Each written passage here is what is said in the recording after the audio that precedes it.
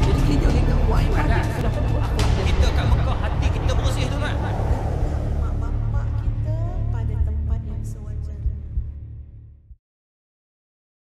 Alhamdulillah, saya semua diberikan peluang oleh Allah Subhanahu Wa Taala untuk sama-sama hadir ke rumah Allah Taala ini bagi menunaikan salat fardu maghrib secara berjamaah. Dan kini alhamdulillah kita dapat sama-sama duduk dalam majlis ilmu menyambung kembali pengajian kitab Sirah An-Nabawiyah, kitab Nurul Yaqin fi Sirati Sayyidil Mursalin, yang akan sama-sama kita dengarkan perbahasannya yang akan disampaikan oleh Maulana Al-Hilmi seketika nanti. Mudah-mudahan kita semua dapat manfaat daripada pengajian kita pada malam ini dan menambahkan lagi rasa cinta kita kepada baginda Nabi Muhammad sallallahu alaihi wasallam, seterusnya mengikut sunnah baginda sallallahu alaihi wasallam, berbanyakkan selawat kepada baginda sallallahu alaihi wasallam, dan mudah-mudahan kita semua ditempatkan bersama dengan baginda sallallahu alaihi wasallam, bersama dengan orang-orang kasih kepada baginda sallallahu alaihi wasallam. Untuk itu, majlis tanpa mengatakan masa untuk persilakan Maulana Al-Hilmi untuk menyampaikan kuliah maghribnya kepada tafadhal Al-Dua.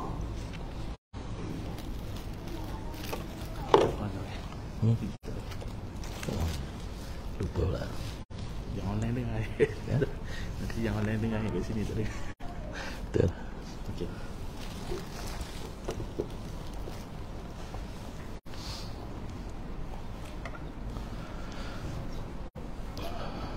أعوذ بالله من الشيطان الرجيم بسم الله الرحمن الرحيم إن الحمد لله نحمده ونستعينه ونستغفره ونؤمن به ونتوكل عليه ونعوذ بالله من شرور أنفسنا ومن سيئات أعمالنا من يهده الله فلا مضل له ومن يضلل فلا هادي له أشهد أن لا إله إلا الله وحده لا شريك له وأشهد أن سيدنا وحبيبنا ومولانا محمدا عبده ورسوله أما بعد.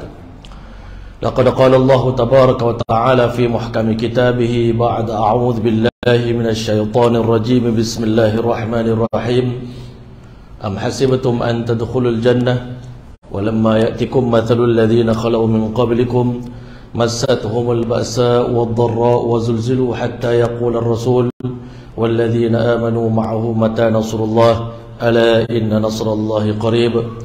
وقال تعالى ألف لام ميم أحسب الناس أن يتركوا أن يقولوا آمنا وهم لا يفتنون ولقد فتنا الذين من قبلهم فليعلمن الله الذين صدقوا وليعلمن الكاذبين. وقال تعالى من المؤمنين رجال صدقوا ما عاهدوا الله عليه فمنهم من قضى نحبه ومنهم من ينتظر وما بدلوا تبديلا. وقال النبي صلى الله عليه وسلم لقد أوذيت في الله ما لم يؤذي أحدا ولقد أخفت في الله ما لم يخف أحدا. صدق الله العظيم وصدق رسوله النبي الكريم ونحن على ذلك من الشاهدين والشاكرين والحمد لله رب العالمين. السلام عليكم ورحمة الله تعالى وبركاته. Yang saya muliakan Al-Fadil Ustaz Amirul Aqif selaku imam di Masjid Surau Putra Al-Amin, Barisan Ahli Jawatan Kuasa Surau Putra Al-Amin, dan seterusnya tuan-tuan, puan-puan, muslimin, muslimat, hadirin hadirat yang dirahmati oleh Allah SWT sekalian. Alhamdulillah, alhamdulillah, pertama dan selamanya kita syukur banyak pada Allah Subhanahu Wa Taala. Tanpa pernah kita berdoa dan merayu kepada Allah, Allah Ta'ala telah mentakdirkan 50,000 tahun sebelum alam dunia diciptakan, kita semua bakal dilahirkan ke alam dunia sebagai makhluk yang paling mulia di sisi Allah. Kita adalah asyraful makhlukat, kita adalah khalifah Allah, kita adalah manusia, kita adalah umat kepada baginda Muhammad sallallahu alaihi wasallam. Ulama kata, tuan-tuan mulia, beza antara manusia dengan makhluk yang lain. Makhluk yang lain diciptakan oleh Allah, dilahirkan oleh Allah Subhanahu Wa Taala dalam keadaan mengetahui tuntutan Allah ke atas diri mereka. Seluruh makhluk dalam dunia ini bermula daripada para malaikat, bahkan binatang-binatang yang bergerak, bahkan makhluk-makhluk yang tak bergerak, macam batu, macam kayu, macam pokok. Seluruh makhluk dalam dunia ini Allah Ta'ala ciptakan mereka dalam keadaan mereka semuanya mengetahui apakah kehendak Allah, tuntutan Allah ke atas diri mereka. Mereka tahu cara beribadah kepada Allah. Allah Ta'ala sebut dalam Quran, Alladhi a'ta kulla syai'in khalqahu thumma hada. Allah Ta'ala yang bagi segala nikmat kepada makhluk-makhluknya, kemudian Allah yang bimbing mereka. Burung tahu cara nak menyembah Allah, cara berzikir pada Allah dengan bahasanya tersendiri. Binatang-binatang dalam hutan, dalam laut, ikan di lautan tahu cara bertasbih memuji Allah dengan bahasanya yang tersendiri. Seluruh makhluk dilahirkan dalam keadaan tahu maksud hidup dia, iaitu beribadah kepada Allah. Dan sejak hari pertama mereka datang ke dunia ni, makhluk-makhluk ini tak pernah mengubah sunnatullah ke atas diri mereka. Allah suruh malaikat matahari keluar di timur, terbit di barat. Hari-hari itulah tertib kehidupan matahari, dan dia tak pernah berubah, tak pernah lari daripada jalan kehidupan. Wasyamsu tajri limustaqarrin laha. Matahari beredar di atas paksi yang telah ditentukan oleh Allah. Dzalika taqdirul azizul alim. Itulah takdir yang Allah tentukan, takdir daripada Tuhan yang Maha Perkasa, yang Maha Mengetahui. Kerana makhluk ini yakin pada Allah, dia tak pernah mengubah takdir yang ditentukan oleh Allah kepada mereka. Berbeza dengan manusia. Allah sebut tentang makhluk-makhluk ini, Masya Allah, kullun qad alima salatahu wa tasbih. Setiap makhluk tahu cara semayang mereka masing-masing dan cara bertasbih memuji Allah. Beza dengan manusia, manusia lahir ke dunia dalam keadaan jahil, dalam keadaan lemah. Allah cerita hakikat manusia ni dalam Quran banyak sangat. Man khuliqal insanu dha'ifa. Manusia diciptakan dalam keadaan lemah, dalam keadaan sangat zaluman, jahula. Masya Allah, khuliqal insanu min ajal. Manusia diciptakan dalam keadaan tergesa-gesa, gelojoh manusia ni. Sifat manusia ni banyak sangat kelemahan dia. Masya Allah. Hatta kalau kita bandingkan seekor anak burung, anak ayam, hari dia lahir itu, dia nak lahir ke dunia ni, dia tahu macam mana cara nak ketuk kulit telur tu yang keras tadi dengan paruh dia yang lembut, sehingga dia boleh keluar daripada kulit telur. Masya Allah. Begitu sekali Allah Ta'ala ajar binatang-binatang ini. Berbeza dengan manusia. Manusia dilahirkan dalam keadaan jahil, yang mana untuk mengajar manusia menyembah Allah, nak mengajar manusia maksud hidup, perjalanan hidup, apa tujuan kita datang ke alam dunia, macam mana kita nak buat, macam mana cara nak gunakan anggota badan kita, macam mana nak gunakan harta masa diri kita di dunia 60-70 tahun ini. Maka kalau tak dihantar Nabi untuk bimbing manusia, nescaya manusia ni akan sesat kalau dibiarkan manusia pilih cara sendiri. Masya Allah. Sedangkan manusia ni adalah asyraful makhlukat, makhluk yang paling mulia, khalifah Allah yang akan menguruskan dunia ni ikut kehendak Allah.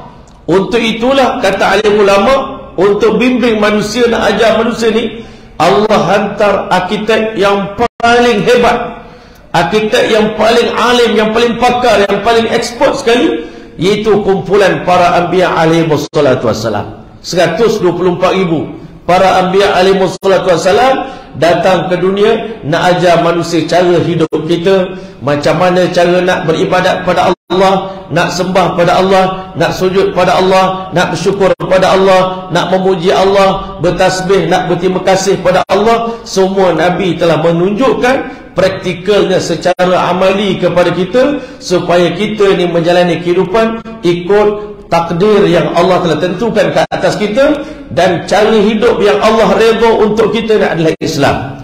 Inna dina indallahi Islam. Satu-satunya cara hidup yang Allah redha untuk manusia, yang sepatutnya manusia tak boleh lari, tak boleh ubah. Macam mana matahari tak pernah mengubah cara kehidupan dia, bulan tak pernah ubah cara hidup dia, Lautan Allah suruh dia berombak daripada awal dunia sampai dunia kiamat. Laut tak pernah lari daripada jalan kehidupan dia. Begitulah sepatutnya manusia ni tak boleh lari daripada jalan hidup yang Allah redha. Daripada awal dunia sampai akhir dunia, satu-satunya jalan kehidupan yang Allah redha untuk kita adalah Islam. Yang namakan kita orang Islam adalah Nabi Allah Ibrahim AS. Wajahidu fillahi haqqa jihadi. Bermujahadahlah, bersusah payah dan berkorbanlah kamu di jalan Allah, wahai orang Islam, dengan sebesar-besar pengorbanan, dengan pengorbanan yang sungguh-sungguhnya. Huwa ijtabakum, kerana Allah yang telah pilih kamu. Allah yang pilih kamu, Allah yang muliakan kamu. Allah Ta'ala nak bimbing kamu, Allah ajar kamu, Allah tunjuk jalan. Kalau binatang Allah cuma bagi hidayah yang sedikit, tetapi manusia Allah bagi hidayah yang khusus. Mereka makhluk lain sembah Allah secara umum. Manusia Allah ajar cara solat, ibadat yang khusus, yang istimewa, yang tak pernah Allah bagi sembahyang ini pada makhluk-makhluk yang lain. Sangat istimewa. Sebab Allah Ta'ala beritahu, khuliqtum li ajli, kamu diciptakan untuk aku, kamu diciptakan untuk menyembah aku. Aku tidak ciptakan kamu manusia dan jin illa liya'budun, melainkan hanya semata-mata untuk beribadah kepada Allah Subhanahu wa taala. Sepatutnya manusia tak ubah cara hidup mereka. Tetapi kerana manusia ni tuan-tuan adalah makhluk yang tidak istiqamah. Yang tidak istiqamah. Hari ini kita dalam hidayah, besok kita boleh berubah tuan-tuan. Sebab itu dalam sembahyang kita diminta doa untuk istiqamah di atas jalan hidayah. Ihdinas siratal mustaqim. Ya Allah, permintaan kami yang paling besar di dunia ni, mohon hidayah, bimbingan daripada Allah, tuntunan daripada Allah. Minta Allah bimbing kita 60-70 tahun dalam dunia ni. Sebab kalau Allah lepaskan kita, Allahumma la takilni ila nafsi tarfat ain, ya Allah tolong jangan lepaskan aku untuk uruskan diri aku ni walau sekelip mata. Fa innaka in takilni ila nafsi takilni ila auratin wa khati'ah. Kalau kau serahkan aku pada diri aku ni, sebenarnya engkau menyerahkan aku kepada satu benda yang akan memalukan aku, mengaibkan aku. Dan kalau Allah biarkan kita sesat, kita akan terjerumus ke dalam kesesatan, ke dalam kesalahan tuan-tuan. Sebab itu manusialah yang paling perlukan Allah. Manusia yang perlukan bimbingan Allah. Kitalah yang paling berhajat pada hidayah pada Allah. Siratal ladzina an'amta alaihim. Sebab itu ulama kata, masa Allah ciptakan manusia, ketika mana para malaikat bertanya kepada Allah, kenapa diciptakan manusia? Maka dia jawab, qala inni a'lamu ma la ta'lamun, aku tahu benda yang kamu tak tahu. Benda yang malaikat tak tahu tentang kehebatan manusia ni, salah satu daripada kehebatan itu akan lahir di kalangan keturunan manusia yang kamu sangka tak hebat, yang kamu rasa dia tak kuat, kamu rasa dia ni Masya Allah paling cepat, berpaling tadah. Makhluk lain istiqamah, makhluk lain semua istiqamah. Makhluk yang paling tak istiqamah adalah manusia. Hari ni kita boleh okey, besok tak okey. Makhluk yang kamu rasa tak hebat ini, pada diri mereka ada satu kehebatan, Masya Allah. Pada diri mereka ada satu kemuliaan yang kamu tak tahu. Di antara kemuliaan itu akan kulahirkan daripada mereka ini keturunan Nabi-Nabi. Daripada keturunan manusia ini akan dilahirkan para da'i, para sahabat, yang mana mereka ini kerja mereka berkorban untuk agama Allah Subhanahu wa ta'ala. Inilah benda yang malaikat tak pernah rasa. Sehebat-hebat ibadatnya para malaikat, malaikat tak pernah berdakwah dan tak pernah mengalami susah payah dalam menjalankan dakwah, mengajak manusia pada Allah. Malaikat tak pernah dibilang gila oleh orang. Malaikat tak pernah diludah oleh manusia. Malaikat tak pernah menderita kerana agama. Sebaliknya, lahir daripada keturunan manusia yang kita nampak tak hebat ini, akan lahir satu kumpulan manusia yang merelakan nyawa mereka dikorbankan untuk Allah Ta'ala. Ini benda yang malaikat sendiri tak pernah rasa. Malaikat tak pernah kena campak dalam api macam Nabi Allah Ibrahim AS dicampak dalam api. Malaikat tak pernah digergaji sampai terbelah dua badannya sebagaimana Nabi Allah Zakaria AS. Dan bila datangnya Nabi kita Muhammad sallallahu alaihi wasallam, Nabi kita lah Nabi yang paling banyak dan paling besar pengorbanannya untuk Allah Subhanahu wa taala. Tetapi tuan-tuan mulia, walaupun Nabi banyak korban, tetapi bila Nabi disusahkan oleh Allah, menderita dengan kelaparan, kesabaran, Allah ceritakan kisah Nabi-Nabi terdahulu pada Rasulullah sallallahu alaihi wasallam. Bila mana Allah nak suruh Nabi bersabar, Allah suruh sabar macam orang dulu. Fasbir kama sabara ulul azmi minar rusul. Bersabarlah kamu macam mana sabarnya Nabi-Nabi ulul azmi. Wahai kekasihku Muhammad, kalau kamu rasa penderitaan kamu ni sangat lama, 23 tahun, kamu bandingkan penderitaan Nabi Nuh AS berdakwah 905 tahun, 1000 tahun kurang 50 tahun. Jadi Nabi SAW akhirnya akan rasa pengorbanan Nabi Nuh lebih hebat daripada dia. Aku 23 tahun tak ada apa pun sebenarnya, sikit sangat. Kalau kamu rasa penderitaan kamu untuk agama ni berat sangat, Masya Allah banyak sangat kerenah daripada umat kamu. Nak membimbing satu dunia ni bukan senang tuan-tuan. Macam-macam perangai. Kamu bandingkan perangai ulah. Orang kata daripada Bani Israel, macam-macam dia punya perangai dibuatkan Nabi Musa AS. Kalau kamu rasa wahai kekasihku Muhammad, pengorbanan kamu dah banyak, terpaksa meninggalkan kota Mekah, berhijrah ke Madinah, bandingkan pengorbanan kamu dengan Nabi Allah Ibrahim AS, tinggalkan isterinya di lembah yang tidak ada manusia. Kamu tinggalkan isteri dan anak kamu di Mekah, ramai orang di sekeliling dia. Kalau kamu rasa berat pengorbanan untuk agama ni, kekasih kami Muhammad SAW, kamu rasa lapar, banyak miskin, banyak susah, kan? Rumah kamu kecil, makanan sedikit, kamu bandingkan pula dengan pengorbanan Nabi Allah Isa AS sebelum kamu. Kita hari ni tuan-tuan orang akhir nak berkorban untuk agama, kita kena jadikan kisah-kisah orang terdahulu itu motivasi untuk kita. Sebab itu Allah ceritakan pada Nabi Muhammad sallallahu alaihi wasallam, wa kullan naqussu 'alaika min anba'ir rusul ma nuthabbitu bihi fuadak. Kami ceritakan pada kamu kisah pengorbanan Nabi-Nabi terdahulu sebelum kamu, supaya dengan kisah ini hati kamu jadi tetap, jadi kukuh, jadi kuat, kamu mampu istiqamah untuk agama Allah Ta'ala. Jadi pada malam ini tuan-tuan, kita yang lahir di akhir zaman, kita ni nak istiqamah di jalan para Nabi, jalan para siddiqin, jalan para syuhada, jalan para solihin. Betul ke tuan-tuan? Betul ke kita minta ni? Ihdinas siratal mustaqim ni betul ke kita ikhlas kita minta ni tuan-tuan? Ulama kata kalau betul minta, maka tuan-tuan boleh akan datang kepada kita susah payah dan pengorbanan yang orang dulu datang, kita kena tempuh.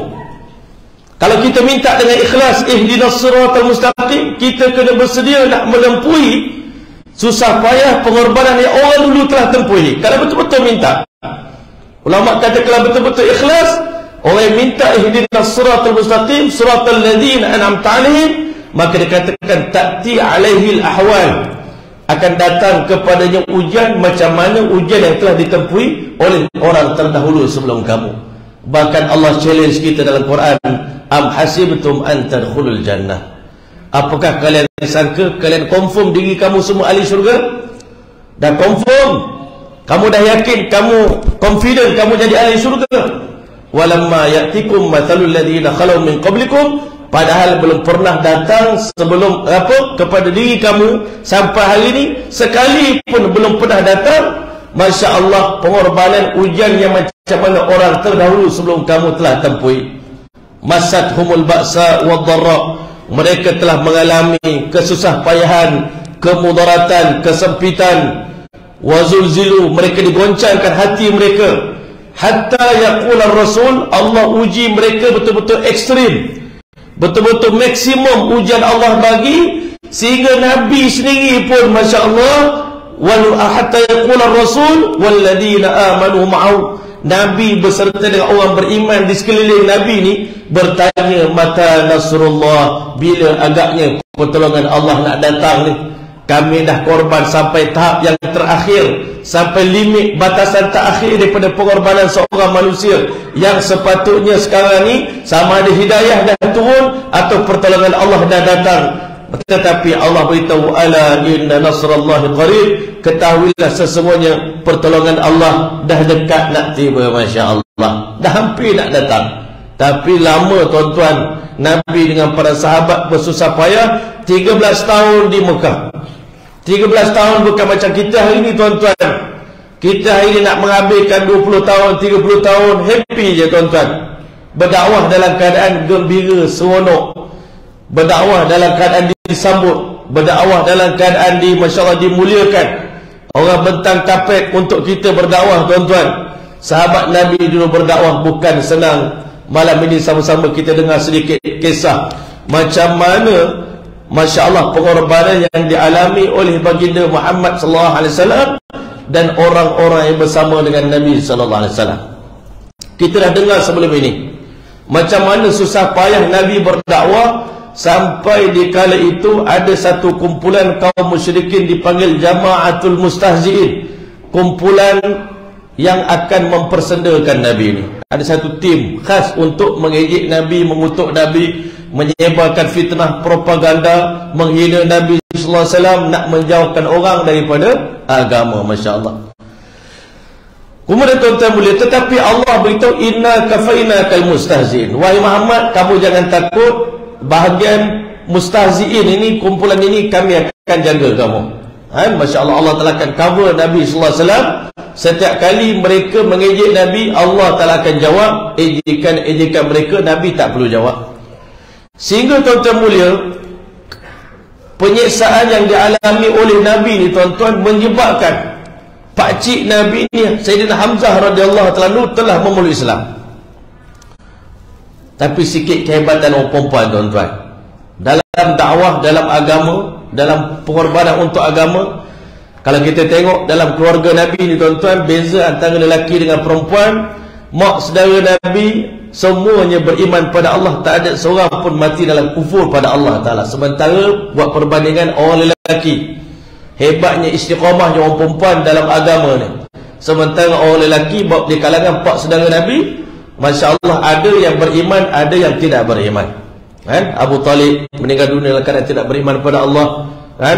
Abu Jahal, Abu Lahab, Abu Lahab juga mati tanpa iman. Tetapi orang perempuan solid, Masya Allah, menjadi pendukung setia baginda Muhammad sallallahu alaihi wasallam.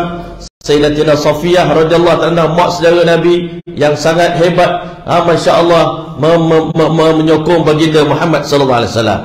Tetapi dikatakan, Masya Allah, dikatakan Islam Hamzah. Sebelum ini kita dah baca sikit tentang keislaman Sayyidina Hamzah, macam mana Sayyidina Hamzah yang dipanggil Asadullah wa Asadu Rasulih, yang merupakan singa Allah dan singa Rasul, yang telah mati terbunuh dalam peperangan Uhud. Tuan-tuan yang mulia, macam mana Sayyidina Hamzah ni boleh memeluk Islam? Maka dia kata, wa kana ba'du idhanihim hadha, ba'du idhaihim hadha sababan li islami ammihi Hamzah bin Abdul Muttalib. Penyiksaan demi penyiksaan orang kafir buat kepada Nabi Muhammad sallallahu alaihi wasallam, inilah yang mendorong, yang menjadi asbab kepada Islamnya Sayyidina Hamzah bin Abdul Muttalib. Masya Allah, Sayyidina Hamzah ni dulu awalnya belum lagi bersedia memeluk Islam. Sayyidina Hamzah ni antara orang yang awal memeluk Islam. Pak saudara Nabi yang lambat sikit, iaitu Sayyidina Abbas radhiyallahu anhu bin Abdul Muttalib, lambat memeluk Islam. Maka dia kata, apa sebab Sayyidina Hamzah memeluk Islam? Faqad adrakatuhu al-hamiyatu 'indama 'ayyarathu ba'dul jawari bi'idha'i Abi Jahl li ibni akhihi. Dia kata Sayyidina Hamzah telah bukan dirasuk, telah dikuasai oleh perasaan hamiyah, perasaan marah, cemburu, rasa dia punya ni tercabar, dia punya keegoan dia, bila mana hamba-hamba perempuan telah mula menghina baginda Muhammad sallallahu alaihi wasallam di depan dia. Dia dengar orang hamba-hamba pun ejek anak saudara dia. Kalau orang hebat-hebat tak apalah, orang cerdik-cerdik nak hina anak saudara aku tak apa. Ini golongan hamba yang kelas bawahan pun berani mencela anak saudara aku. Masya Allah. Jadi menyebabkan Sayyidina Hamzah ni marah, dan dia telah diselubungi dengan rasa sangat cemburu dan sangat, orang kata, marah dengan ejekan tersebut, disebabkan Abu Jahal telah menyakiti anak saudara dia, iaitu baginda Muhammad sallallahu alaihi wasallam. Ada yang mengatakan waktu itu Sayyidina Hamzah ni baru balik daripada memburu. Dia dengar cerita, isteri dia beritahu sesungguhnya Abu Jahal telah mengejek anak saudara kamu, isteri dia. Biasalah tuan-tuan, orang perempuan ni kalau balik suami dia letih-letih, kalau dia bagi cerita yang boleh menyebabkan kemarahan, memang mengamuklah suami dia. Sayyidina Hamzah ni balik-balik dengar cerita Abu Jahal mencela Nabi Muhammad sallallahu alaihi wasallam. Dia pergi ke rumah Abu Jahal, dia ambil pedang dia ketuk kepala Abu Jahal dengan pedang dia. Masya-Allah, ya. Fatawajjaha ila dzalika syaqi. Lalu dia pun balik, dia telah pergi ke rumah si celaka, si berdebah itu Abu Jahal, wa ghadabahu, dan dia telah marah dan maki Abu Jahal sehabis-habisnya, wasabbahu, dan memaki hamun Abu Jahal. Berani kau hina anak saudara aku, begini, dan Abu Jahal tak berani lawan Sayyidina Hamzah. Memang Hamzah seorang yang kuat, masya-Allah. Kalau ajak bergusti, ajak bertarung, memang kalah Abu Jahal, masya-Allah. Abu Jahal ni bukan kuat sangat, tapi cuma dia cerdik lah. Dia sebagai think tank orang musyrikin, tuan-tuan. Tapi kalau berlawan dengan Hamzah, kalah dia. Jadi tuan-tuan, waqala kaifa tasubbu Muhammadan, berani engkau mencela Muhammad wa ana ala dini, sedangkan aku bersama dengan agama dia. Dia belum Islam, tapi dia mengaku dia dah Islam, tuan-tuan. Ada kala tuan-tuan, penyiksaan yang orang bagi pada orang Islam ni menyebabkan orang kafir yang belum Islam pun simpati pada orang Islam. Sayyidina Hamzah simpati pada Nabi. Balik-balik daripada berburu dengan cerita anak saudara dia dihina, terus dia pergi mengamuk di rumah Abu Jahal. Masya Allah, berani engkau menghina anak saudara aku, sedangkan aku di atas agama dia. Thumma anarallahu basiratahu. Manusia ni tuan-tuan, kalau nak dapat hidayah, mudah je tuan-tuan. Allah tengok kesungguhan dia. Macam Sayyidina Umar ada kesungguhan bila diajak mandi untuk sentuh Quran, syaratnya kena mandi, maka Sayyidina Umar berani mandi. Allah Ta'ala buka pintu hati dia untuk hidayah. Hamzah ni berani untuk mengaku diri dia Islam, berani dia mempertahankan Nabi. Waktu itu juga Allah Ta'ala telah sinari hati Sayyidina Hamzah ni dengan nur iman, tuan-tuan, Masya Allah. Sebab itu kalau kita nak dapat hidayah daripada Allah ni, tuan-tuan, saya bukan sekadar kita minta hidayah, tapi kita ada pergerakan, tuan-tuan, ke arah hidayah ni. Kena gerak diri kita ni, bukan tunggu hidayah. Hari ni banyak orang bila kita tanya kenapa tak semayang, tak sampai seru dia kata. Kenapa tak pergi haji, tak pergi umrah, tak sampai seru, Masya Allah.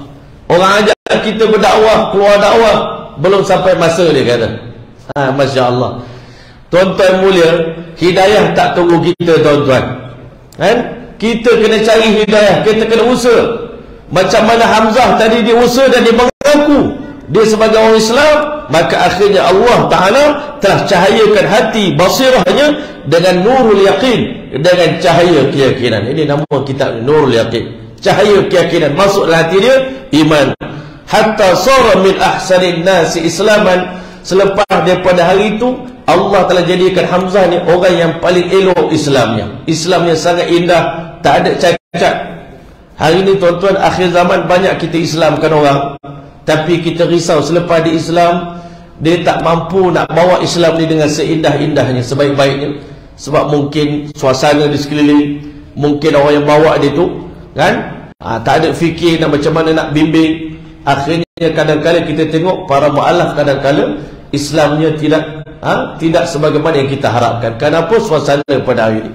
Tapi zaman Nabi SAW, siapa yang memulai Islam, Islamnya akan jadi Islam yang sangat indah, Masya Allah, menepati kehendak Allah dan Rasul. Piawaian dia punya tahap keislaman dia sangat baik. Maka dia kata wa asyadu mughiratan al-muslimin. Dan Hamzah ni menjadi pelindung pada orang Islam, sehingga kalau siapa-siapa mempersendakan, memaki orang Islam, menyakiti orang Islam, Hamzah akan ke depan. Jadi akhirnya tuan-tuan mulia, dulu masa mula-mula orang Islam memulai Islam ni, tak ada siapa nak pertahankan mereka, tak ada siapa nak sokong mereka, Tak ada siapa nak mempertahankan Islam. Waktu itu mereka hanya menerima saja penyiksaan daripada orang kafir, sehinggalah Hamzah memeluk Islam, dan yang kedua Sayyidina Umar memeluk Islam. Dua orang Masya Allah yang dikatakan orang kata pahlawan, ataupun orang kata satu orang yang merupakan pejuang dalam Islam ni, yang gagah berani. Maka dengan adanya Hamzah dengan Sayyidina Umar radhiyallahu anhu ni, menjadikan orang Islam ada sikit keberanian, ada sikit orang kata dia punya motivasi diri orang Islam semakin meningkat, keyakinan orang Islam semakin meningkat, dan mereka berani menzahirkan keislaman mereka di hadapan orang lain.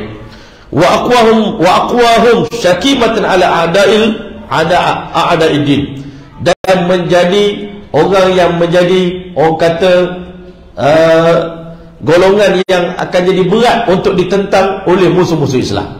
Dengan adanya Sayyidina Hamzah radhiyallahu anhu, dulu kita bebas je nak lanyak orang Islam, tapi selepas Hamzah memeluk Islam, jadi orang kafir ni jadi kurang keberanian dia, rasa nak buat sewenang-wenangnya pada orang Islam. Masya Allah. Begitulah tuan-tuan mulia. Kadang-kadang kita tak tahu kita ni orang kedebe, contohnya tuan-tuan. Kita ni orang berani, siapa-siapa pun kita berani kita hadap. Kita tahu apa guna kita. Tapi bila kita gunakan untuk agama, keberanian tu ada guna dia tuan-tuan. Kepahlawanan kita ni, kita pandai berlawan, kita pandai bergaduh. Dulu kat sekolah hari-hari bertumbuk tuan-tuan, kita pun tak tahu dah besar nak jadi apa. Rupanya keberanian itu ada gunanya, ada tempatnya. Bila kita guna untuk agama tuan-tuan, keberanian terjadi pahala pula, jadi kebaikan pula. Dalam Islam ni Allah ambil belaka. Orang penakut pun ada, pemberani pun ada, orang kaya pun ada, orang miskin pun ada. Semuanya ada fungsinya dalam Islam. Maka tuan-tuan, hatta sumya, sehingga akhirnya Sayyidina Hamzah ini dinamakan Asadullah, dinamakan dengan gelaran singa Allah Ta'ala. Bila sebut singa ni tuan-tuan, memang tak ada siapa berani lah. Macam kita lah sekarang yang budak-budak ni kan, yang berani-berani dibubuh nama dia Tiger, Masya Allah. Dibubuh nama dia Scorpion, dia dibubuh nama Dragon, Masya Allah. Dia bubuh nama-nama tu lah. Islam pun dia tengok orang ni berani, dia pun bubuh nama ke. Tak apa, you nak jadi Dragon, Dragon of Islam kan. Jadi naga dalam Islam. Tapi naga tak pernah tengok pun, tapi kita rasa naga tu kuat kan. Sebenarnya tuan-tuan boleh, Hamzah ni lepas masuk Islam, Nabi ni hebat tuan-tuan. Kalau dia sahabat dia baru masuk Islam, tengok nama tu tak elok, Nabi akan tukar nama dia. Kalau nama dah elok, Nabi akan bagi gelaran-gelaran yang menyenangkan hati para sahabat. Masya Allah. Inna likulli ummatin amin. Bagi setiap umat ada orang yang jujur amanah. Wa aminu hadhil ummah Abu Ubaidah bin Jarrah. Orang yang paling amanah di kalangan umat ini adalah Abu Ubaidah bin Jarrah. Dia digelar Aminullah, Aminuddin, Masya Allah gelaran dia. Hamzah Asadullah, Masya Allah. Abu Bakar As-Siddiq, Umar Al-Faruq, Uthman Al-Ghani, Sayyidina Ali Al-Murtada. Masya Allah. Gelaran sahabat Nabi ni semua ada nama-nama yang baik dalam Islam. Selepas dapat hidayat, Nabi ni bimbing sahabat, bagi semangat, dapat nama baru ni tuan-tuan. Masya Allah. Rasa lebih bersemangat sahabat Nabi nak memperjuangkan Islam. Masya Allah. Wa kama udhiya Rasulullah sallallahu alaihi wasallam udhiya ashabuhu. Sebagaimana Nabi disakiti dalam Islam. Hari ni tuan-tuan, kita semua ni yang paling kita takut ni tuan-tuan, kita takut sakit dalam Islam ni tuan-tuan. Itu beza kita dengan para sahabat. Sahabat Nabi bagi mereka asam garam. Ini merupakan sunnatullah, ketentuan Allah. Bila kita nak amalkan agama daripada zaman dulu sampai hari kiamat, orang Islam yang nak dekatkan diri dengan Allah, yang nak amalkan agama ni tuan-tuan, susah payah itu asam garam dalam kehidupan mereka. Macam makanan, kalau tak ada garam, jadi tawar tuan-tuan. Makanan kita, masakan kita, masaklah gulai tempoyak sedap macam mana pun, garam tak ada, jadi tawar heavy tuan-tuan. Begitulah kita dalam Islam ni tuan-tuan. Islam tak boleh lari daripada pengorbanan, perjuangan, susah payah. Kalau kita tengok hari ni, banyak alim ulama yang memimpin umat ini tuan-tuan, Masya Allah, diuji dengan berbagai-bagai ujian. Ujian itu adalah salah satu daripada sunnatullah, tuan-tuan. Allah Ta'ala tak pernah ubah. Tak pernah ada zaman orang amalkan agama, amalkan agama dalam keadaan senang lenang, tak ada susah, tak ada payah, tak ada cacian, tak ada halangan, tuan-tuan. Kalau tak ada ujian, tak ada kemanisan, tak ada kepahitan, tak ada kemanisan. Sahabat Nabi ni, dia rasa kemanisan Islam setelah dia melalui segala kepahitan, tuan-tuan. Kita hari ni tak pernah pahit, manis sokmo, tuan-tuan. Sentiasa manis sokmo, nak sedap je, nak happy je, nak seronok je dalam Islam. Tak jadi, tuan-tuan. Sahabat Nabi ni dia kata, sebagaimana Nabi bersusah payah, sahabat Nabi pun susah payah. Nabi lapar, sahabat dia lapar. Nabi miskin, sahabat dia miskin. Itu, tuan-tuan. Li'atba'ihim lahu khususan man laysa lahu ashiratun tahmihi. Khususnya kepada sahabat-sahabat yang tak ada family, yang datang mengembara seperti Salman Al-Farisi, seorang diri datang ke Mekah. Masya Allah, macam mana seorang sahabat Sayyidina Bilal yang tak ada family dekat Mekah. Orang macam ni langsung tak ada siapa pun nak protect mereka. Kalau orang yang ada keluarga tu, kabilah-kabilah ni, sekurang-kurangnya dia bukan nak protect orang tu, tapi nak jaga nama kabilah. Macam Abu Zar Al-Ghifari radhiyallahu anhu, dia kabilah ni kabilah gangster, tuan-tuan. Kalau kamu bunuh Abu Zar ni, lepas ni laluan orang Quraisy nak pergi berniaga, akan lalu di kampung Bani Ghifar akan ganggu kamu, akan rampas harta kamu. Jadi akhirnya orang kafir Quraisy ni nak mengapa-apakan Abu Zar ni, dia akan jadi rasa takut. Tetapi tuan-tuan mulia, bagi orang yang tak ada family, Suhaib Ar-Rumi, Bilal Al-Habsyi, Salman Al-Farisi, orang yang memang datang sebatang kara di Mekah, orang macam ni akan diseksa dengan seksaan yang sangat hebat, tuan-tuan. Masya Allah, Masya Allah. Wa taruddu kaidu aduwi anhu. Family untuk yang akan menolak perancangan musuh terhadap diri mereka. Maknanya kadang-kadang, tuan-tuan, orang yang ada family besar ni sekurang-kurangnya adalah sikit protection untuk mereka. Bahkan Allah Ta'ala jaga Nabi SAW sendiri. Nabi ni ada protection, satu, kaum Quraisy itu sendiri. Walaupun Quraisy itu yang menyakiti Nabi, tapi kaum Quraisy juga yang jaga Nabi. Ada masa-masa sama-sama Quraisy itu pun dia bergaduh, kan? Sama ada nak jaga Nabi atau nak susahkan Nabi SAW. Tetapi Allah hantar penjaga untuk Nabi ni satu dalam rumah Siti Khadijah radhiyallahu taala. Orang nak buat Nabi teruk-teruk pun orang tengok juga, orang respect juga dengan isteri Nabi Siti Khadijah radhiyallahu taala. Seorang jutawan, hartawan yang kekayaan dia 70% kekayaan daripada orang Mekah ni adalah milik Siti Khadijah radhiyallahu taala. Dan orang hormat juga pada Abu Talib, yang mana dia telah menghabiskan seluruh harta dia untuk membelanja kepada perbelanjaan Masjidil Haram waktu itu, tuan-tuan. Wa kullu hadzal adha kana hilwan fi a'yunihim. Tetapi peliknya, tuan-tuan, sahabat Nabi ni, seluruh penderitaan untuk agama ni dianggap manis pada pandangan mata mereka. Semuanya dibuat untuk dapat redha Allah Ta'ala. Sakit pun alhamdulillah, lapar pun alhamdulillah, dipukul, diseksa alhamdulillah. Kita hari ni, tuan-tuan, banyak kita tengok anak-anak muda yang nak berhijrah, tuan-tuan. Alhamdulillah, kita syukur, seronok tengok, tuan-tuan, anak-anak muda dah kembali pada agama, kembali solat, kembali pada agama.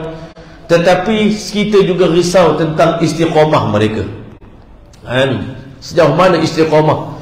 Kadang-kadang kita ni, sebelum kita kembali ke jalan Allah Ta'ala, kita dihidup dalam keadaan senang lenang. Tapi bila kita nak cari hidayah, kita dah mula, Masya Allah, diuji oleh Allah dengan kemiskinan, gaji semakin masalah, di tempat kerja. Dulu masa kita tak ambil tahu tentang agama, hidup kita okey je. Tapi sejak kita ambil agama ni dah mula, Masya Allah, susah payah telah mula datang. Kadang-kadang dia orang telefon saya, tanya, Ustaz, kenapa hidup saya macam ni? Dulu tak macam ni, sekarang ni macam-macam. Bertalu-talu ujian datang, sampai ada yang tak kuat. Saya rasa, tak tahulah Maulana kata, bertalu-talu ujian datang. Habis satu, kadang tak habis lagi, datang pula ujian nombor 2, Masya Allah. Ini ujian-ujian yang datang. Ramai yang tak kuat dengan ujian ini, akhirnya melepaskan diri mereka, tangan mereka daripada hidayah yang Allah telah dah bagi. Saya kata nak dapat hidayah ni susah tuan. Kan? Selepas kita dapat hidayah ni, kita kena gigit hidayah ni dengan gigi geram. Dan kena jadi macam sahabat Nabi. Segala ujian itu kita tukar daripada pahit, kita kena rasa manis tuan-tuan. Boleh tuan-tuan, insyaAllah. Yang pahit kita kena rasa manis. Masya Allah. Tu ada setengah-setengah orang, dia boleh makan benda masam. Orang lain dia makan benda masam tu, orang lain sampai terasa dia punya masam dia, tapi dia makan relax. Dia relax je. Kenapa? Dia rasa benda tu manis. Masya Allah. Benda yang masam pada pandangan orang, dia anggap manis. Kita pun di jalan Allah, jalan hidayah tuan-tuan, macam sahabat Nabi. Asalkan benda ni dalam redha Allah, apa pun nak berlaku, buatlah nak berlaku. Sampai akhirnya Abu Jahal dengan orang dimati kutu. Kami buat macam-macam, kami seksa, kami bakar, kami selah. Kalau kita tuan-tuan kena dengan besi panas tuan-tuan, besi yang dihangatkan di atas api merah-merah, dikelar pada badan tuan-tuan, kita Allahu Akbar, tak tahulah.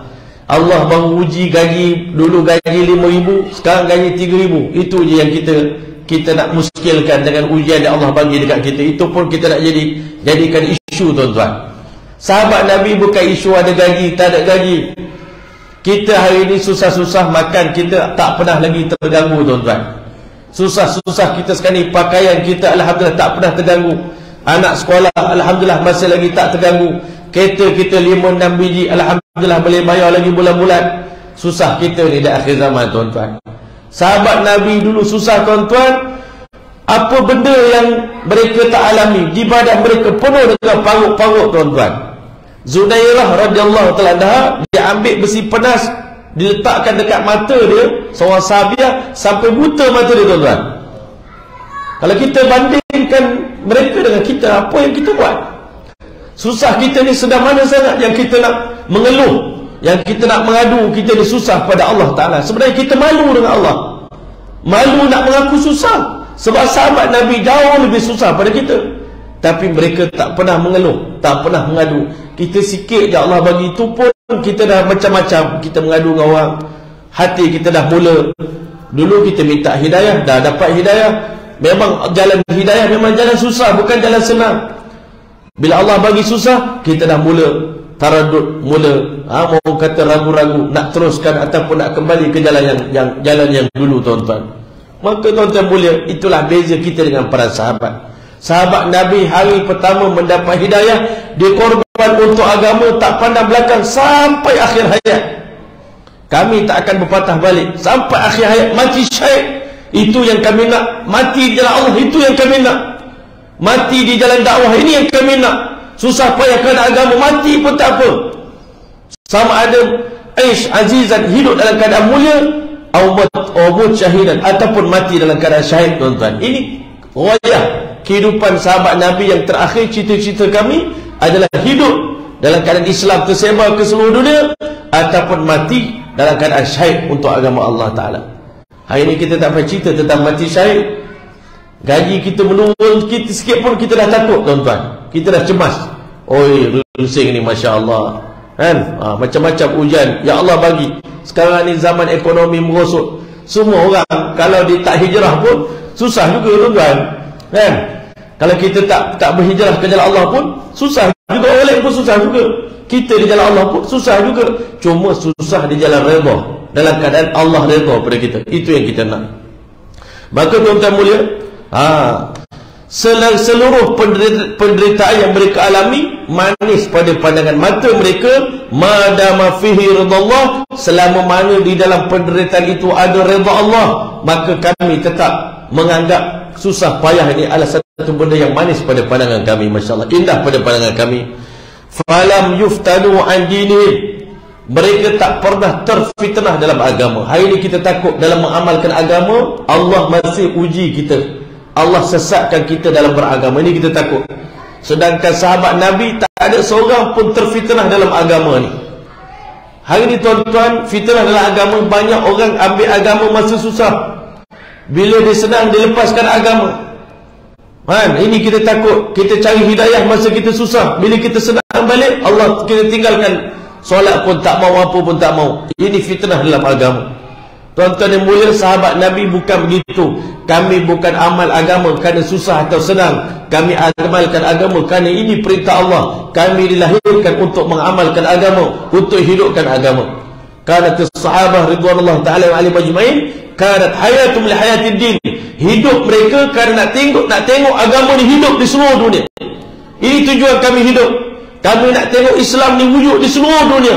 Satu hari nanti di Argentina, di Brazil, di semua negara-negara Piala Dunia yang kita tengok, tuan-tuan, bukan sekadar nak seronok tengok bola. Fikir macam mana Islam boleh sampai ke seluruh dunia yang hadir untuk tengok menonton bola, tuan-tuan.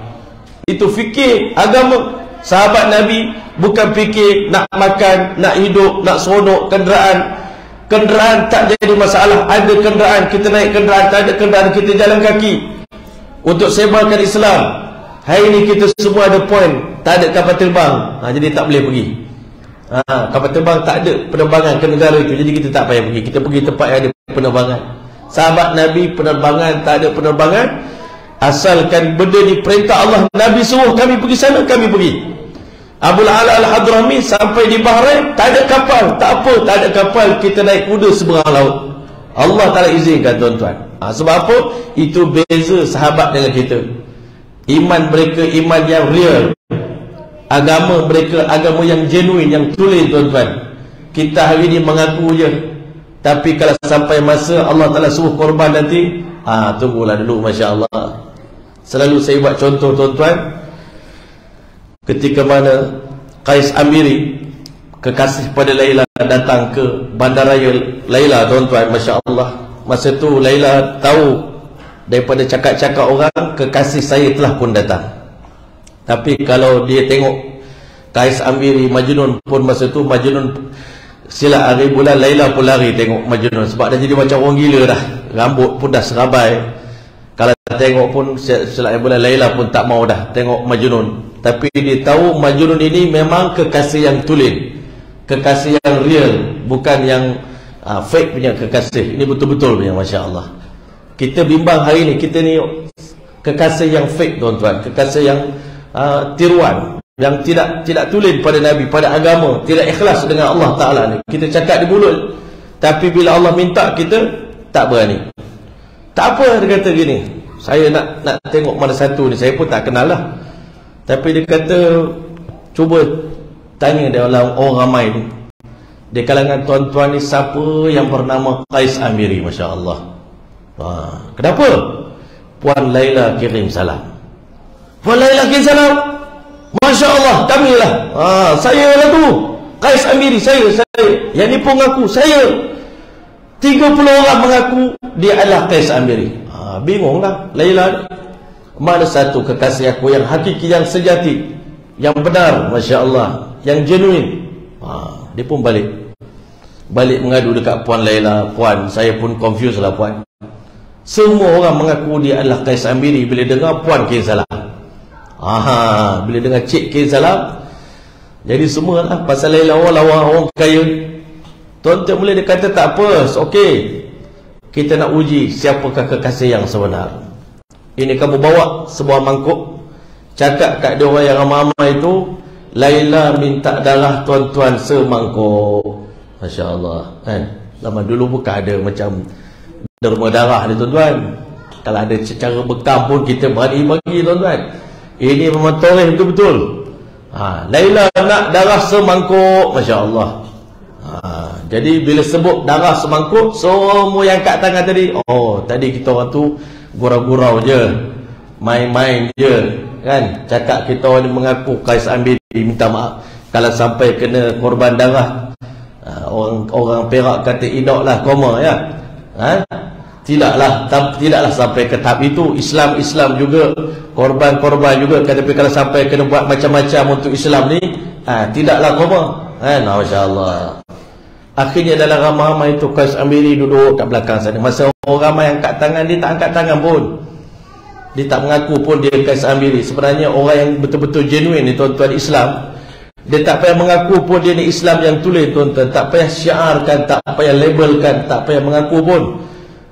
Allah Ta'ala akan zahirkan sendiri, tuan-tuan. Maka tuan-tuan mulia, dia kata tak apalah kalau orang ramai semua dah, tapi tadi masa mengaku semua nak mengaku, tapi tak minta korban, semua pakai undur ke belakang, tak apalah. Kalau tadi semua orang tu, semua yang pembohong tu semua dah undur diri, sekarang ni biar Qais Amir yang sebenar keluar. Ini Qais Amir yang sebenar nak tunjuk kat depan kamu. Dia kata tadi mana kamu apa kata apa?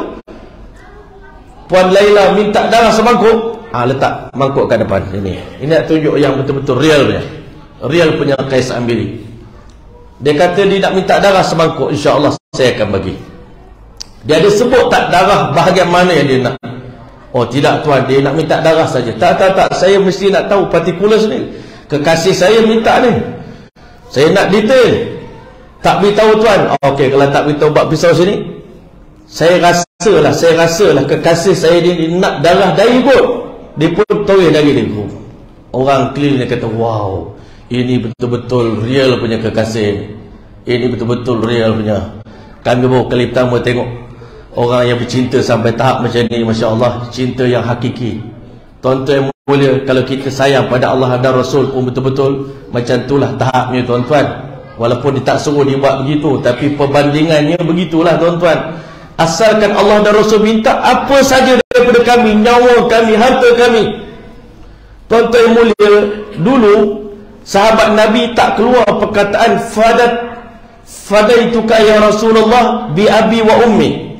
Dengan ayah dan ibuku ku tebus dirimu ya Rasulullah. Perkataan itu tak pernah keluar daripada mulut sahabat, sehinggalah Sayyidina Umar radhiyallahu anhu datang jumpa Nabi, ya Rasulullah, sesungguhnya aku mencintai engkau lebih daripada anak, lebih pada isteri, lebih pada harta, lebih daripada seluruh manusia, illa nafsi, melainkan diriku. Melainkan diriku. Nabi kata, wahai Umar, iman kamu tak akan sempurna sehingga engkau mencintai aku lebih daripada sesiapa, termasuk dirimu sendiri. Sayyidina Umar kata, kalau begitu ya Rasulullah, aku mencintai Tuhan lebih daripada sayang pada diri sendiri. Al-an ya Umar, baru sekarang iman kamu sempurna wahai Umar. Kita hari ini tuan-tuan, amal agama selagi tak terganggu kehidupan kita je, kita boleh bagi untuk agama ni, selagi jangan ganggu saya punya monthly punya gaji, tak ganggu saya punya perjalanan tahun-tahun, saya punya Masya Allah anniversary saya, mesti particular hari ini kena sambut hari jadi saya. Kalau tak kacau benda ni, insya-Allah saya amalkan Islam. Tapi kalau terganggu, saya tak nak. Ini kita tuan-tuan. Sahabat Nabi, ganggulah apa saja kehidupan kami, asalkan jangan ganggu Rasulullah SAW. Itu sahabat Nabi dengan Rasulullah SAW. Selepas daripada hari itu tuan-tuan, sahabat Nabi dah mula keluar daripada mulut mereka, ya Rasulullah, ibu bapaku menjadi tebusan kepada dirimu ya Rasulullah. Sanggup tebus apa saja demi mendapat cinta daripada Nabi, kasih dengan Nabi, bersama dengan Nabi dalam syurga. Buatlah apa pun asalkan dapat bersama dengan Nabi dalam akhirat, asalkan dapat syafaat Nabi, asalkan dapat minum air telaga Kausar daripada tangan Nabi.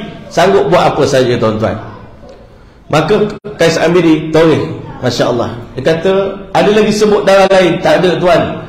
Selalu orang bercinta ni, Masya Allah, sanggup belah dada, belahlah jantung ke kanda ni, Masya Allah.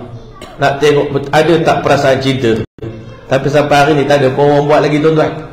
Kan? Hak cinta bagian nak hak ni, cinta dengan kekasih dia. Ayang tak percaya, sayang tak percaya, belahlah dada abang ni. Masya Allah. Tapi sampai hari ni tak ada orang lagi toreh dia punya jantung dia tuan-tuan. Tetapi Qais Amiri dia toreh dada dia. Dia kata boleh jadi kekasih saya Laila ni nak darah daripada jantung, daripada dada. Ini dada dia toreh. Ada sebut darah tangan? Tak ada tuan. Okey, tak apa, saya bagi darah tangan. Ada sebut darah kaki? Tak ada tuan. Tak apa, darah kaki saya bagi. Lepas dapat semangkuk darah daripada Qais Amiri, Laila kata, this is my man. Inilah saya punya kekasih saya yang sebenar, Masya Allah. Allah Ta'ala pun dengan kita nak tengok macam tu juga tuan-tuan. Kita mengaku kita cinta Allah dan Rasul, kita mengaku Allah dan Rasul, Raditu billahi rabba wa bil islam dina wa Muhammadin sallallahu alaihi wasallam nabiyyan wa rasula. Aku redha Allah sebagai Tuhan, Nabi Muhammad sebagai Nabi dan Rasul, Islam sebagai agama. Ni Allah nak tengok juga cakap mulut ke cakap betul-betul. Sahabat Nabi kepahitan dalam mujahadah di jalan Allah, susah payah itu, lapar miskin. Sayyidina Abu Hurairah radhiyallahu anhu kata, aku pernah keluar daripada Masjidin Nabawi. Orang anak-anak muda di Madinah ingat aku gila. Aku tak gila, tetapi kerana terlalu lapar, kebuluh. Di zaman Nabi kadang-kadang 2 saf sahabat Nabi sembahyang, 2 saf jatuh tuan-tuan dalam sembahyang, tak mampu nak berdiri. Kenapa tuan-tuan? Kerana lapar tuan-tuan. Hari ini kita tak pernah lapar dalam Islam tuan-tuan. Lapar kerana agama ni tak pernah. Sebab itu hari ini hubungan kita dengan Islam ni sekadar hubungan begitu je. Bukan darah daging kita Islam ni. Orang sentuh Islam kita tak rasa apa-apa pun. Tak sama kalau orang calakan kereta kita dengan orang calakan Islam. Kita lebih marah orang calakan kereta kita. Sampai dulu pernah dengar cerita satu orang, lepas dia baru dapat kereta baru, tiba-tiba anak dia ambil paku lalu toreh kereta dia. Dia punya marah ke anak dia, dia ketuk tangan anak dia sampai luka tuan-tuan. Masya Allah. Tangan anak pun boleh dipukul, boleh didukakan kerana anak telah mencala kereta dia yang dia sayang. Hari ini tuan-tuan, anak kita tinggal solat, anak kita jauh daripada agama, masyarakat kita, keluarga kita jauh daripada agama. Kita tak rasa apa-apa. Kita tengok ahli keluarga kita tak tutup aurat, tak rasa apa-apa. Kita tengok masjid kosong, kita tak rasa apa-apa. Kita tengok Al-Quran dah ditinggalkan, tak ada orang nak baca, tak rasa sedih, tak rasa marah, tak rasa tercabar. Sebab apa tuan-tuan? Hubungan kita dengan agama tak ada. Sedangkan sahabat Nabi SAW, ayan qusuddin wa ana hayyun. Apakah mungkin Islam berkurangan di saat Abu Bakar masih hidup? Kalla wa hasya, tak akan pernah dilakukan. Jadi tuan-tuan mulia, sahabat Nabi setelah memeluk Islam, mereka tak pernah terfitnah dalam agama. Hari ini kita anggap agama ada masa jadi masalah pada kita. Sahabat Nabi tak pernah menganggap Islam sebagai masalah dalam hidup mereka. Sebaliknya mereka menganggap Islamlah penyelesai masalah hidup mereka. Kali Islamlah kami mulia. Hari ini banyak kita tengok orang Islam, tapi dalam masa yang sama dia rasa sembahyang ni menyusahkan dia. Jadi orang Islam kena puasa susah, tak boleh bebas, Islam mengganggu kita. Kita tak boleh bebas macam orang lain. Sebab tu ramai orang Islam dah mula dia Islam, tetapi dia bercakap dengan bahasa-bahasa orang bukan Islam. Tuan-tuan, ini fitnah dalam agama. Sedangkan sahabat Nabi kerana korban tadi, kita hari ini anak-anak muda kita dapat Islam dalam keadaan percuma. Sebab itu kadang-kadang dia tak rasa apa pun, dia mempersendakan agama pun dia tak rasa bersalah. Tuan-tuan boleh bal thabbatahumullahu ta'ala, bahkan Allah kukuhkan iman mereka. Masya Allah. Walakinnallaha habbaba ilaikumul iman. Allah yang menjadikan kamu ni sahabat Nabi mencintai iman, sayang pada iman. Wa karaha ilaikumul kufra wal fusuq wal asyan. Allah campakkan hati mereka benci kepada kufur, benci pada fasik, dan benci kepada kemaksiatan pada Allah Subhanahu wa taala. Akhirnya Allah bagi gelaran apa dekat para sahabat? Sebelum dapat gelaran radhiyallahu anhum, Allah kata ulaika humur rasyidun. Mereka itulah golongan-golongan yang bijaksana, orang yang cerdik. Masya Allah. Golongan yang rasyidin, orang cerdik. Masya Allah. Allah Ta'ala jadikan sahabat ni iman mereka. Daripada hari pertama masuk Islam, tak ada seorang pun di kalangan mereka yang murtad. Tak ada seorang pun yang murtad daripada agama. Semuanya istiqamah. Kita hari ini banyak tuan-tuan melangkah 2-3 langkah, sikit hujan banyak yang berpaling tanah. Allah Ta'ala tegur pada sahabat, wa man yanqalib ala aqibaih. Selepas Nabi wafat, siapa yang berpaling tanah daripada agama, fala yadurrullah syai'an, dia tak rugikan Allah sikit pun. Kita pun selepas kita hijrah dapat hidayah tuan-tuan, kalau kita kembali kepada cara hidup lama, kita tak rugikan sesiapa pun. Kita merugikan diri kita sendiri. Saya cakap tuan-tuan mulia, peringatan untuk diri saya dan tuan-tuan, kita dapat hidayah ni walaupun kita dah Islam, kadang-kadang umur 30 tahun baru dapat hidayah. Dalam Islam kita dah memulai Islam, kadang-kadang umur 60 tahun baru Allah bagi hidayah. Kan? Lambat dapat hidayah. Lambat kita dapat hidayah, anak isteri kita pun lambat untuk kita baiki tuan-tuan. Tapi kalau kita dah melangkah 2-3 langkah, kita dah dapat hidayah. Orang keliling kita sedang bergantung pada kita nak berhijrah, nak berubah. Isteri kita baru start pakai tudung, anak kita baru start nak mengaji Quran, tiba-tiba kita pun patah balik pula. Kita pun walaupun bukan istilah murtad, tapi kita irtidad juga, kembali berpatah balik tuan-tuan. Sebenarnya kita bukan merugikan diri kita sendiri, kita merugikan seluruh keturunan kita sampai akhir, tuan-tuan. Seluruh anak cucu kita dalam kerugian. Kita tak solat, anak kita tak solat, isteri kita tak tutup aurat, habis keturunan kita semua hancur, tuan-tuan.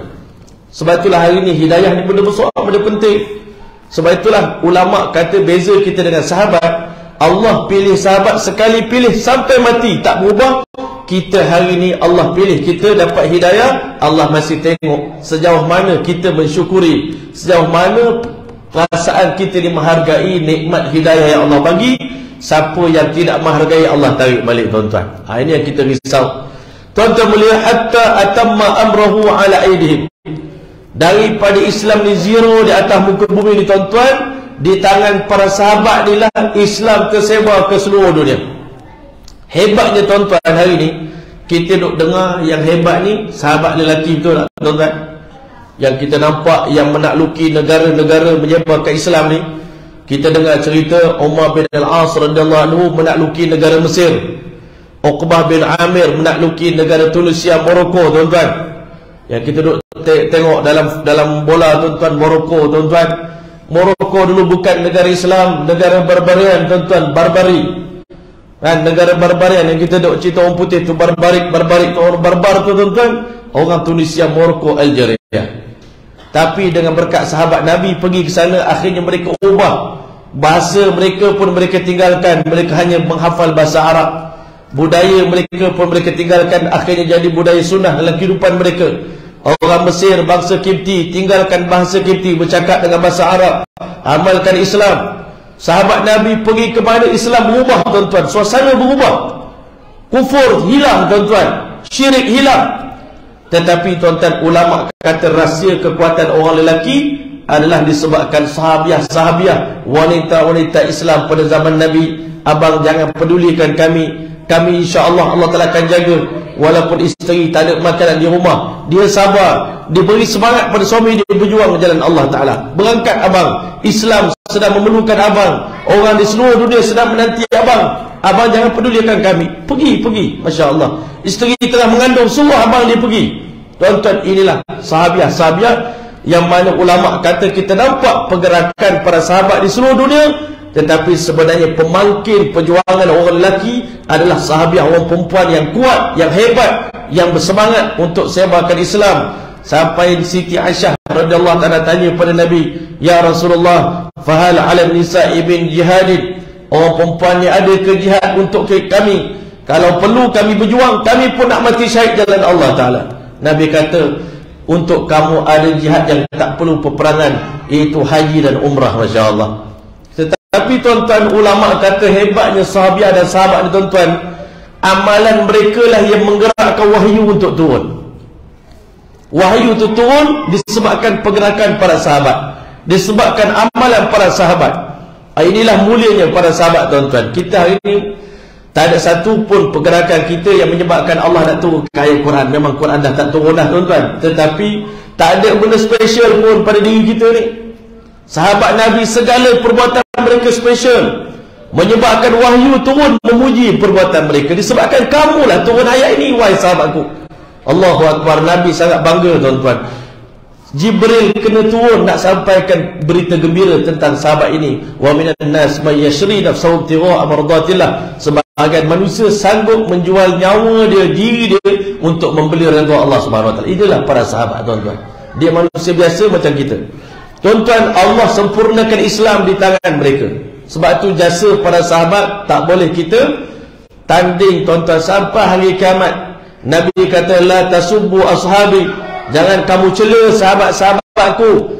Seandainya di antara kamu ni yang membelanjakan emas sebesar gunung Uhud di jalan Allah pun, kamu tak akan mampu menandingi sebahagian kecil daripada sedekah yang sahabat Nabi infakkan di jalan Allah Ta'ala. Sebab sahabat Nabi infak pada Islam, zaman Islam tengah susah, zaman Islam sedang memerlukan. Orang tak yakin pun pada Islam, orang tak nak pada Islam, waktu itu sahabat Nabi berkorban.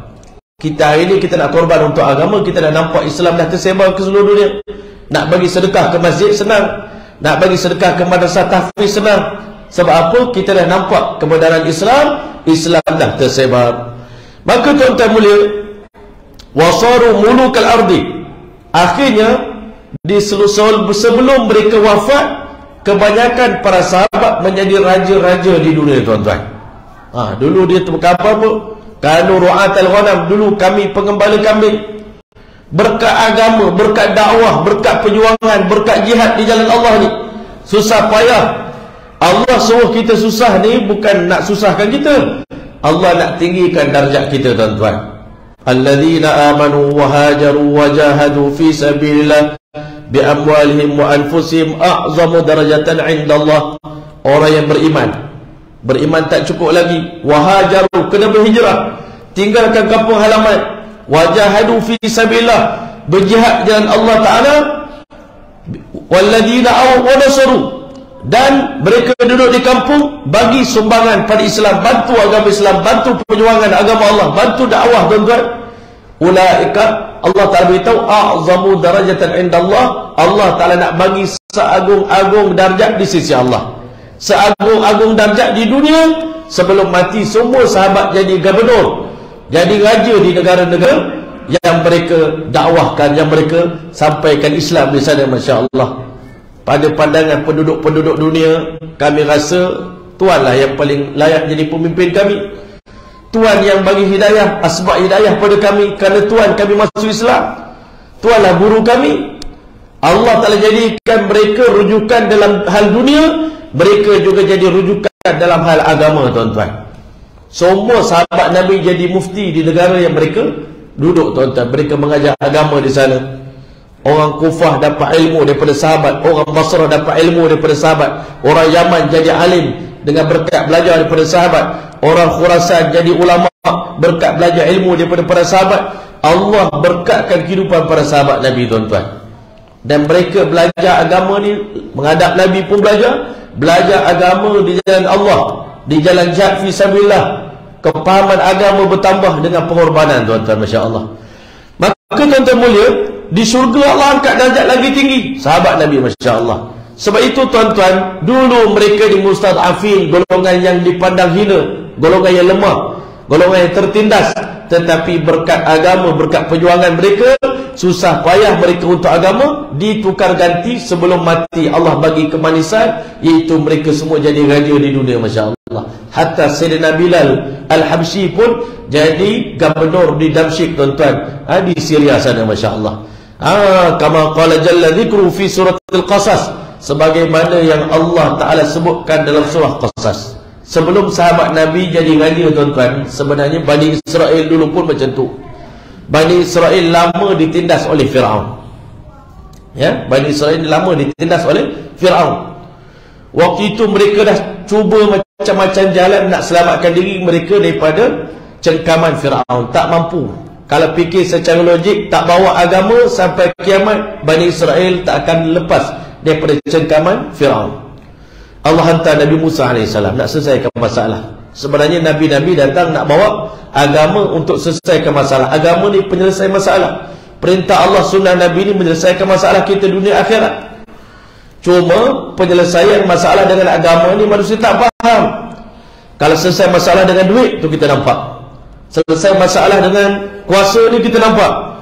Tapi selesai masalah dengan amalan ini kita tak nampak. Nabi Musa AS datang kepada Bani Israel, dia kata perbetulkan amalan. Masya Allah, perbetulkan amalan. Macam kita hari ni lah, tuan-tuan mulia, kita nak pemimpin yang beriman, yang bertakwa, pemimpin yang hebat, pemimpin yang begini, macam Umar bin Abdul Aziz. Itu yang kita mimpikan. Tapi ulama kata pemimpin adalah cermin daripada amalan rakyat. Macam kita tengok dalam cermin lah. Dalam cermin tu ada ni lah. Boleh tu kita korek cermin tu, tuan-tuan? Ada darah kat pipi tu. Boleh tak nak bersih darah dalam cermin tuan-tuan? Tak boleh. Kan? Nak bersihkan darah tu kena bersih pada diri kita. Kan? Kalau kita nak pemimpin yang baik, pemimpin yang beriman, bertakwa, kita kena jadi baik. Kalau kita nak macam pemimpin macam Umar bin Abdul Aziz, kita kena jadi rakyat macam Umar bin Abdul Aziz. Baru dapat pemimpin macam tu. Kalau kita tengok pemimpin kita sekarang ni macam ni, maknanya itulah label kita tuan-tuan. Kena faham label.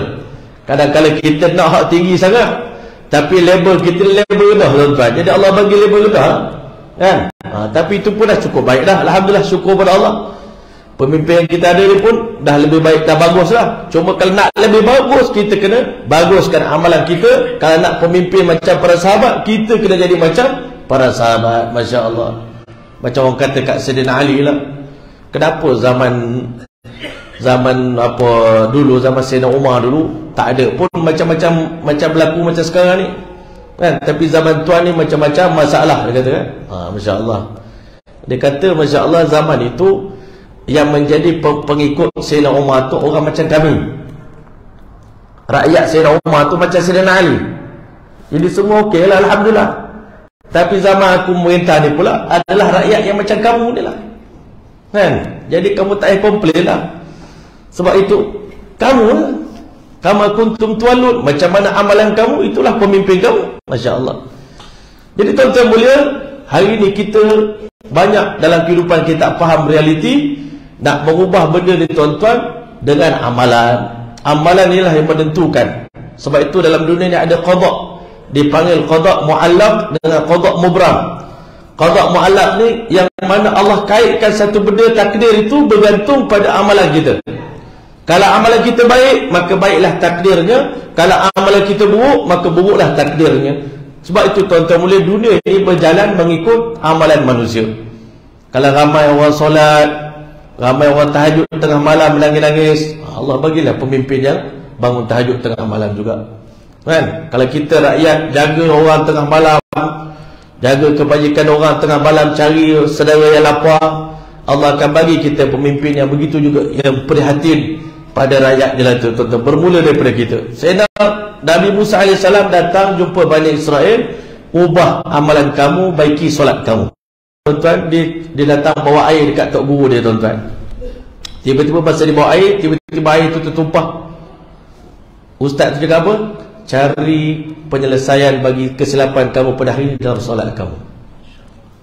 Kesilapan dalam solat menyebabkan hidup kamu silap. Hari ini kita aksiden kereta contohnya, tuan-tuan. Ketabrakan mobil, Masya Allah. Aksiden saya hari ini. Cuba cek semayang kita hari ini okey tak? Kan? Kalau tak okey, mana tak okey lah hidup kamu. Pengalaman saya ni cerita malu juga, tapi ceritalah tuan-tuan. Satu hari saya pergi bandar Jalan Tut, saya bawa 5 kad bank, tuan-tuan. 5 ATM kad. Saya duit tak ada masa tu, duit semua dalam bank. 5 kad ATM bawa. Pergi sampai bandar, cocok satu kad tak keluar, 2 bank kedua out of service, kad ketiga semua 5 tak boleh keluar duit. Masya Allah. Kawan saya tanya, minta maaf Maulana, saya nak tegur, nak tanya, malu juga, tapi terpaksa tanya, hari ni Maulana tak solat duha kot? Betul lah tu.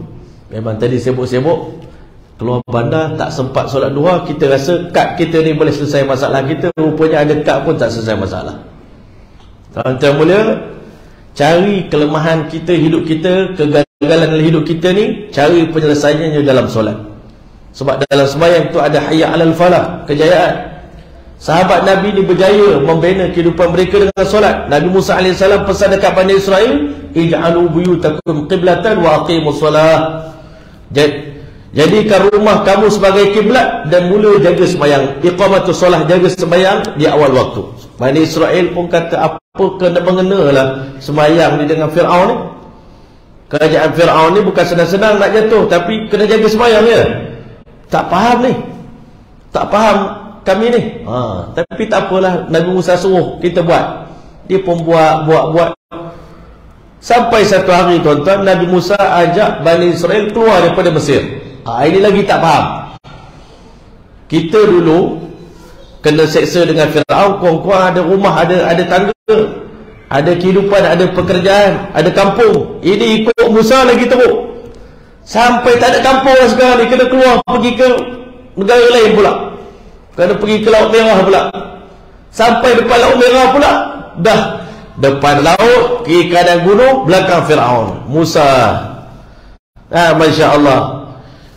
Udhitum apa? Laqad udhina min qabli an ta'tiyana wa min ba'di ma ji'tana. Sama je kami tengok engkau datang dengan sebelum engkau datang jadi nabi, kami tetap diseksa susah payah juga. Kan? Musa AS dia yakin, saya bawa tuan-tuan ni dengan perintah Allah. Tuan-tuan kena yakin dekat saya. Dah semua orang pakat marah dengan Musa AS. Tak apa.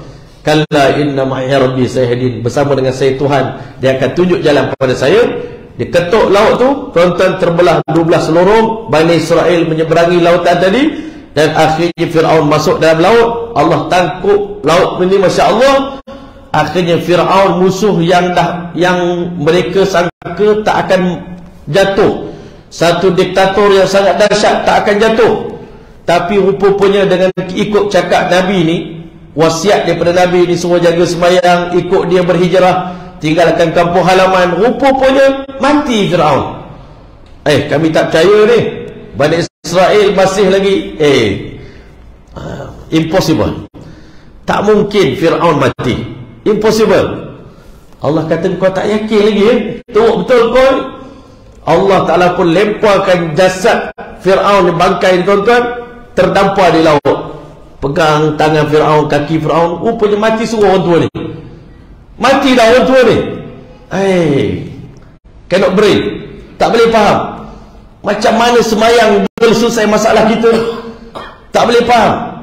Inilah hari ini akhir zaman. Kalau manusia tak berusaha atas iman, tuan-tuan, kita tak faham Allah bagi amalan pada orang Islam ni untuk selesaikan masalah. Tapi hari ini banyak orang Islam mengadu masalah. Yang paling banyak mengadu masalah ini orang Islam. Sedangkan kita ada Quran, kita ada solat hajat, kita ada masjid, kita ada surah Yasin, kita ada surah Fatihah. Allah bagi semua penyelesaian masalah ni, sembahyang hajat, Yasin, solat duha, solat isyraq, solat tahajud. Allah dah bagi kita silahul mu'min, senjata orang beriman, doa. Tapi tak pakai-pakai senjata tu, tuan-tuan, sebab tak yakin pada Allah. Setakat doa aja ustaz tak cukup, duit nak kena ada juga. Sahabat Nabi dia tak yakin dah pada duit tu. Penyelesaiannya bila Allah selesai masalah, kita selesai masalah. Kalau Allah tak selesai masalah, duit ada pun tak jadi apa. Tuan-tuan, hari ni yakin kita tak kuat macam mana, Masya Allah. Akhirnya apa yang pengarang kitab kita beritahu apa? Wa nuridu an namunna 'alal ladzina stud'ifu fil ardi. Sekarang tibalah giliran kami nak bagi anugerah kenikmatan kepada golongan yang selama ini diseksa. Lama dah Bani Israel kena seksa dengan Fir'aun, kami nak bagi peluang mereka pula pemerintah. Sahabat Nabi dah lama 13 tahun menderita, ditambah pula 10 tahun di Mekah, susah, Madinah susah payah. Sekarang tiba kami nak bagi pula zaman manis untuk kamu. Tapi sahabat Nabi mengatakan, Allah uji kami dengan zaman senang, dengan zaman susah. Kami tengok zaman susah banyak orang selamat, tapi zaman senang lenang banyak di kalangan kami yang gagal. Dia kata gagal pada dia lah. Pada kita sahabat Nabi masih berjaya, tapi pada sahabat Nabi zaman senang lenang. Sayyidina Umar radhiyallahu anhu menangis bila dia tengok harta banyak datang di tempat dia. Di sekeliling Masjid Nabawi penuh dengan harta Raja Rom dan Parsi. Semua sahabat gembira. Sayyidina Umar menangis, Amirul Mukminin. Dia kata, wahai Amirul Mukminin, kenapa tuan menangis? Ini zaman kegemilangan, zaman kemenangan. Nabi dah sebut satu hari nanti negara Rom akan dikalahkan, negara Parsi akan kita tawan. Ini Nabi dah sampai dalam peperangan Khandaq. Nabi dah beritahu Futihat Rom. Berita gembira dah sampai. Kenapa tuan menangis? Dia kata, seandainya harta ni baik, sudah tentu harta ini dah datang kepada insan yang lebih baik daripada aku, sebelum aku, baginda Muhammad SAW dan Abu Bakar As-Siddiq radhiyallahu anhu. Tapi mereka berdua meninggal dunia dalam keadaan miskin, hidup dalam keadaan kelaparan, mati dalam keadaan kelaparan. Kenapa harta ini datang pada zaman aku? Sahabat Nabi takut dengan harta, takut dengan pangkat, takut dengan jawatan, menggigil dengan amanah, hari-hari menangis. Sayyidina Umar hari-hari Pukul diri dia. Umar ingat, kamu siapa kamu dulu? Kamu dulu pengembala kambing, tak ada siapa kenal kamu. Sekarang kamu jadi Amirul Mukminin, satu dunia di bawah kamu. Kalau kamu salah, satu dunia salah. Dia menyesal, marah diri dia, tuan-tuan. Ini sahabat Nabi, tuan-tuan. Kita hari ini Masya Allah seronok, dengan harta, seronok dengan jawatan, seronok dengan pangkat, anugerah macam-macam Allah bagi.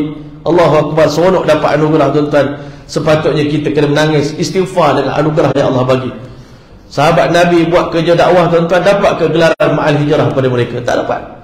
Kita hari ini buat sikit-sikit orang bagi tokoh Maulidur Rasul. Malu, tuan-tuan. Malu dengan Nabi, malu dengan Allah Ta'ala. Apa sumbangan kita yang besar sangat dalam dakwah ni? Berapa ribu orang masuk Islam di tangan kita?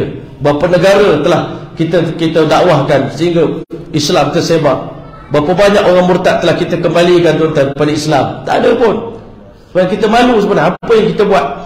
Tapi manusia kata kita, Masya Allah, ini tokoh Maulidur Rasul, ini tokoh Ma'al Hijrah, ini tokoh begini-begini, tuan-tuan. Kita seronok dapat pangkat tu. Astaghfirullahalazim.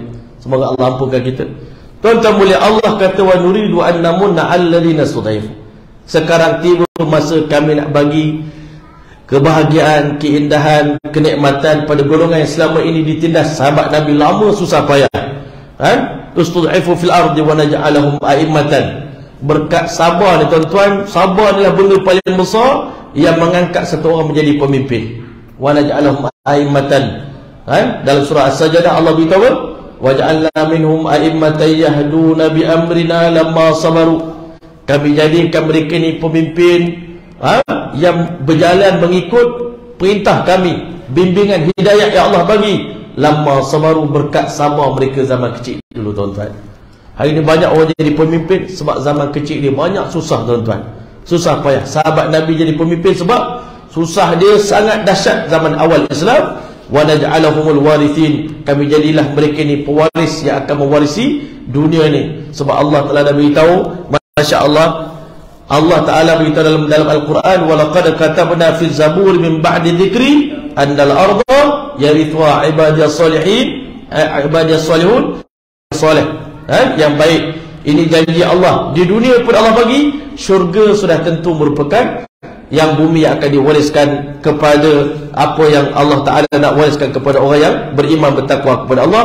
Wa qad haqqaqa ma arada, dan Allah telah pun merealisasikan, membenarkan apa yang dijanjikan, apa yang Allah kehendaki. Sikit je kita masuk tentang kisah ini, lepas tu kita boleh tangguh insya-Allah Ta'ala. Mana 1 jam yang betul? 9.30 ke yang tu? Yang tu betul pukul 9. Insya-Allah itu 9.30, 9.25. Laju sikit ke sana. Allahu Akbar. Wa minal ladzina udhu, dan antara sahabat yang diseksa, yang disakiti dalam Islam fillahi, kerana Allah. Susah kerana dunia ni semua orang okey, tuan-tuan. Banyak kita ni kena tipu kerana dunia. Dah berapa kali buat bisnes kena tipu. Sabar, kan? Sabar. Rasa macam ada peluang lagi, kan? Bergaduh, lepas tu berbaik semula, lepas tu bergaduh semula. Itu biasa dalam dunia. Tapi susah kerana agama ni banyak orang tak mampu. Kerana dunia orang maki hamun macam-macam. Saya, tuan-tuan, masa tu mula-mula buka madrasah tahfiz dulu, saya heran tengok anak murid saya. Saya kata, kau ni hati fragile, hati kau ni mudah pecah, mudah remuk. Ustaz tegur sikit nak berhenti, ustaz marah sikit, watak sikit nak berhenti, kan? Dulu-dululah, mula-mula dulu. Saya kata, tengok abang ni, tengok ni abang ni yang buat welding, cantik welding ni. Kata, abang belajar dengan siapa? Saya belajar dengan adalah tokek bangsa lain lah. Berapa lama abang belajar? 9 tahun.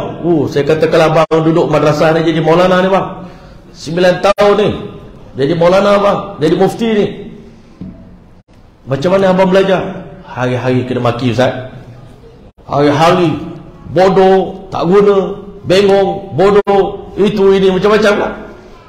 Abang boleh sabar 9 tahun Anak murid saya belajar hafal Quran bang. Anak murid saya belajar hafal Quran. Ustaz baik-baik, ustaz tegur sikit, kenapa pakai serban tak betul, merajuk lagi. Manusia dalam bab agama, tuan-tuan, fragile. Dalam bab agama mudah merajuk, mudah pecah hati. Sikit je. Salah cakap sikit, Allah lari dah, tuan-tuan. Allahu Akbar. Untuk dunia, Allahu Akbar, kena maki hamun, kena halau, datang lagi. Sahabat Nabi, tuan-tuan, menderita disakiti kerana Allah. Sayyidina Bilal, tengok Sayyidina Bilal. Kalau kita macam ni, alhamdulillah, tuan-tuan. Kana mamlukan li Umayyah bin Khalaf. Bilal bin Rabah ni, dia dulu adalah merupakan seorang hamba yang dimiliki oleh Umayyah bin Khalaf, seorang musuh Islam, Al-Jumahi Al-Qurashi. Fakana yaj'alu fi 'unuqi hablan. Dia bukan sekadar menghina Bilal, dia ikat leher Bilal macam ikat kambing, tuan-tuan. Kerana Islam ni, kita pernah tak diikat leher kita? Orang buat macam tu, tuan-tuan? Tak pernah, kan? Kita tak pernah mengalami benda tu. Dan kita jadi orang Islam yang mulia dah daripada awal. Sahabat Nabi mula Islam dalam keadaan hina, ikat leher macam ikat leher lembu, tuan-tuan, leher kambing. Wa yarfa'u ila sibyan, dan tali tadi dibagi pada budak-budak, remaja-remaja, yal'abu Nabi, supaya mereka ni bermain-main dengan Bilal. Nak pukul ke, nak sepak ke, nak ludah ke, nak buat apa kat Bilal, buatlah. Dia hamba, tak ada siapa nak defend dia, tuan-tuan. Bayangkan. Wa kana Umayyah yakhruju bi fi waqti az-zahira fi Rabah. Pada waktu zuhur, Umayyah akan keluar bawa Bilal pada waktu yang sangat panas. Rabah itu adalah ramalus syadid al-hararah, pasir yang bersangatan panas. Walau wudi'at ali qit'atul lahmin lanadajat. Kalau letakkan seketul daging atas pasir waktu itu, pasir itu pun akan masak, tuan-tuan. Pasir itu apa? Daging itu masak kalau letak atas pasir tadi. Itu waktu itulah Sayyidina Bilal dikeluarkan oleh Umayyah bin Khalaf ini, tuan-tuan. Umayyah bin Khalaf ni yang akhirnya dalam peperangan Uhud, Nabi bunuh dia, tuan-tuan. Nabi tak pernah bunuh orang, Nabi tak pernah bunuh siapa-siapa pun dalam hidup dia.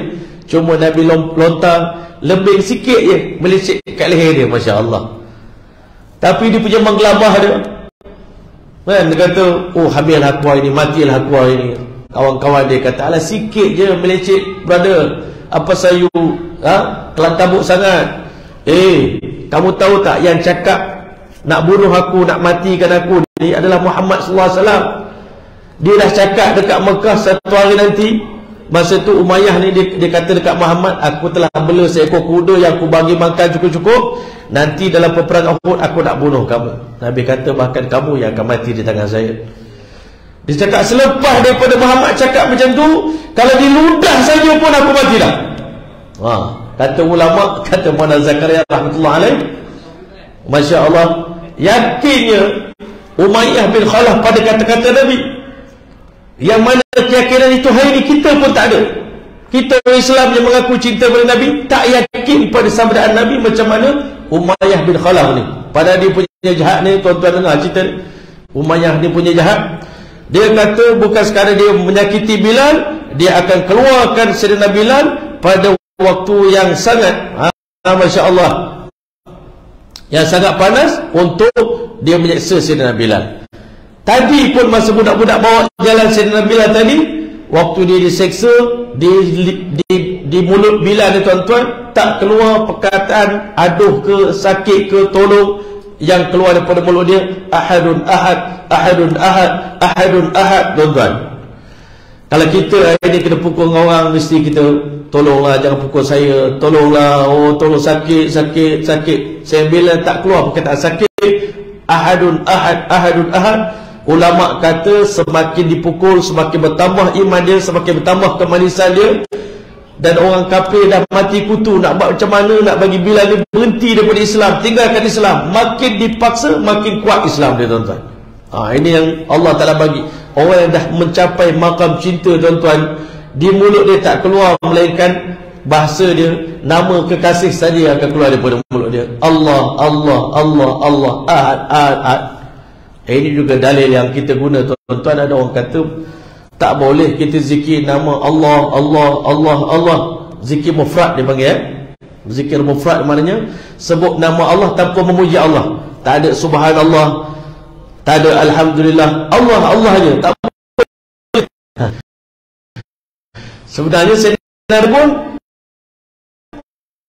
tuan-tuan, ahad, ahad, ahad, ahad. Tuhan yang satu, dia nak paksa aku syirik, aku tetap istiqamah di atas Tuhan yang satu, tak akan berganjak.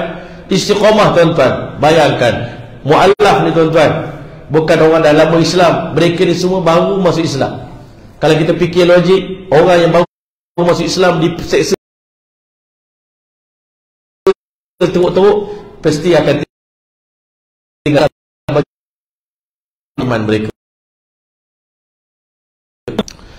Thumma ya'muru bis sakhratil azimah, bukan pada pasir begitu diletak batu yang besar. Tuan-tuan, pengorbanan Sayyidina Umar pun malu dengan Sayyidina Bilal mendengar pengorbanan ini tuan-tuan, kan? Dia kata thumma yaqulu lahu la tazalu hakaza hatta tamut, kami akan seksa kamu sampai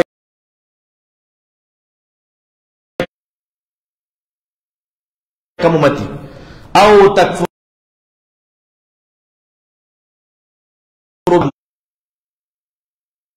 tinggal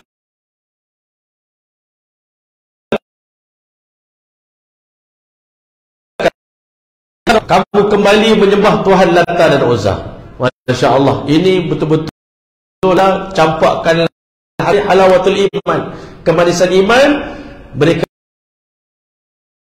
kufur sebagaimana bimbang seseorang untuk dilemparkan ke dalam api neraka. Masya Allah. Sayyidina Bilal fayaqulu ahadun ahad,